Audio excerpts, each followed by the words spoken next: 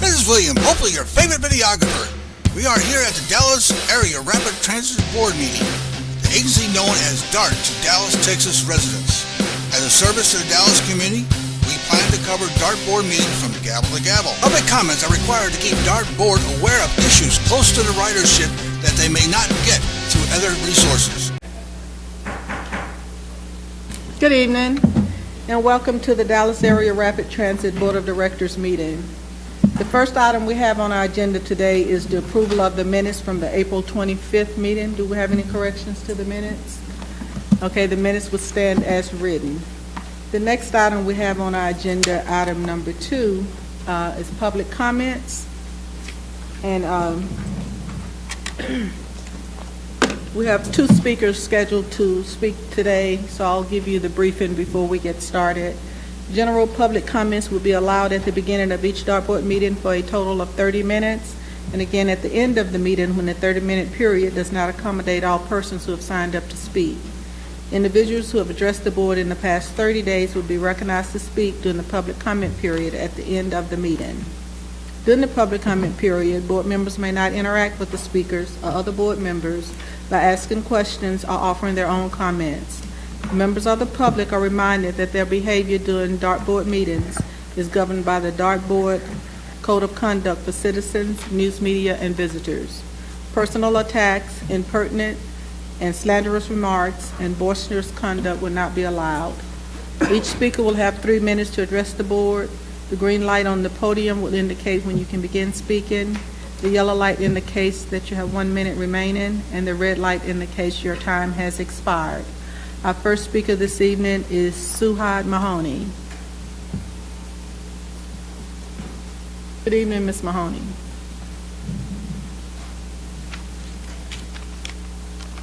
I'm here to offer an accommodation for an officer. I'm sorry, my voice is really harsh. I've been in the hospital for quite a time and on a ventilator, so my voice sounds really rough.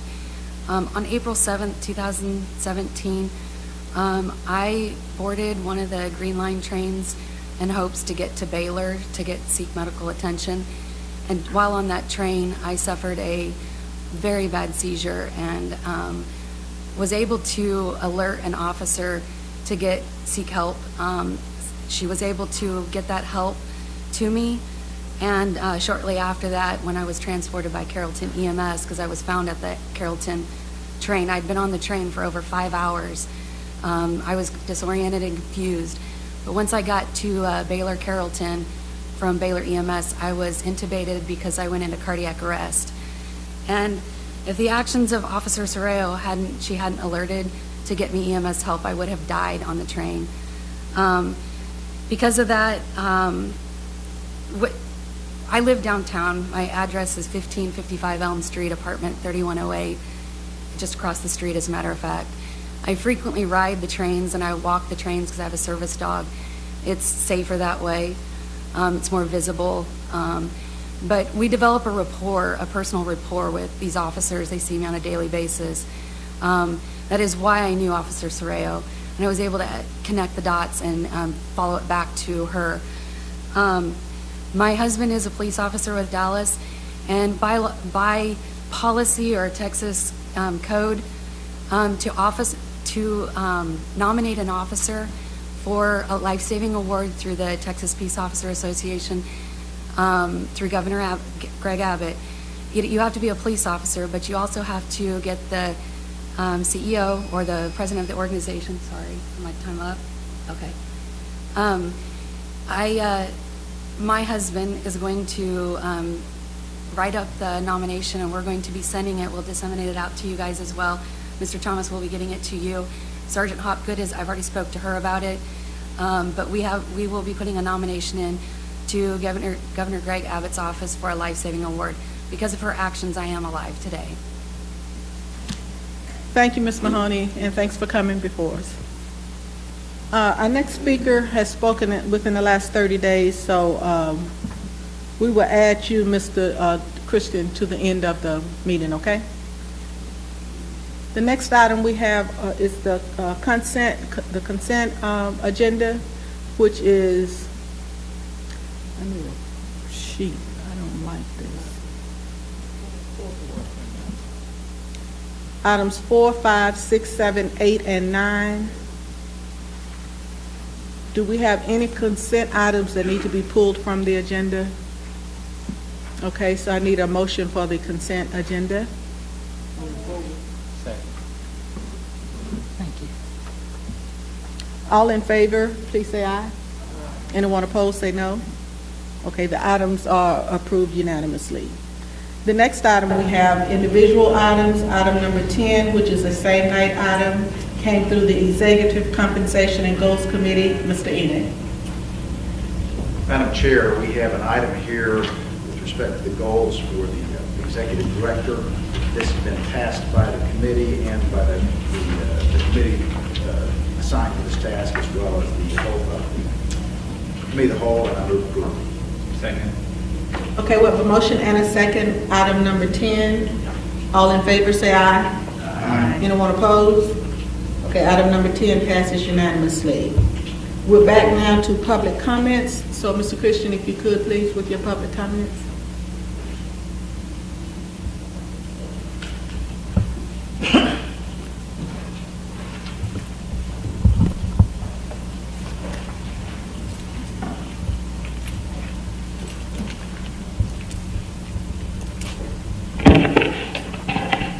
How you doing? I want to speak on a matter in which it was unbecoming to me as a DART employee / ATU representative. My name is DeVos Christian, Vice President of Transportation. And we had a member on the Transit Police side, a fire enforcer, that was going through some issues that was DART related, workplace related. Now I know I'm not a lawyer, and I know I wouldn't try to intervene on a criminal offense. But when I went in to represent this employee, which is a fire enforcer, with the consistency of a DART related workplace issue, I was told by the police officer that if I choose to speak, I would be escorted out. Now, to me, that's a problem, because we have members that are represented throughout this union. Now, just like I indicated before, if it was a criminal offense consisting of outside of DART, rape, robbery, burglary, we understand that. We even have lawyers on the union side that can deal with that. But if it's a workplace issue where our employees consisting of fire enforcers are adversely affected from the company, that's an issue. I asked to speak to Chief Spiller. They made me fill out a little sheet indicating who I was. Then they come back and tell me I got to set up an appointment. And I'm wondering, why? Why would I have to set up an appointment for a DART-related issue? And last time I checked, Transit Police are DART employees also. Now, that's unbecoming of any individual. I can understand the way they feel over there. If I was treated the way I was treated then that's, to me, that's an issue. Now, what I'm asking you, and I want to keep it in-house, I'm asking for a workplace investigation on the fire enforcement side, because the things that are being related to me is unbecoming of an individual and of a human being. Their rights are truly being violated. Now, if I do not get the investigation, I will go outside. And Mr. Rose, yes, ma'am. if you could, please, after the meeting, can you step up and talk to me? Yes, ma'am. Okay, thank you. I appreciate it. Okay. That concludes our public comments for this evening. Would anyone else like to speak? Okay, that concludes our business for this evening, and the meeting stands adjourned. Thank you. This is William, hopefully your favorite videographer. We We love comments. If you don't like the way Dart is handling things, lay it out for everyone to see. If you like or hate this video, tell us. If you'd like to see more videos like this one, tell us. We even love it when you call. Better yet, like or follow us on Facebook or subscribe to us on YouTube and get instant notices of all our videos the moment they are posted.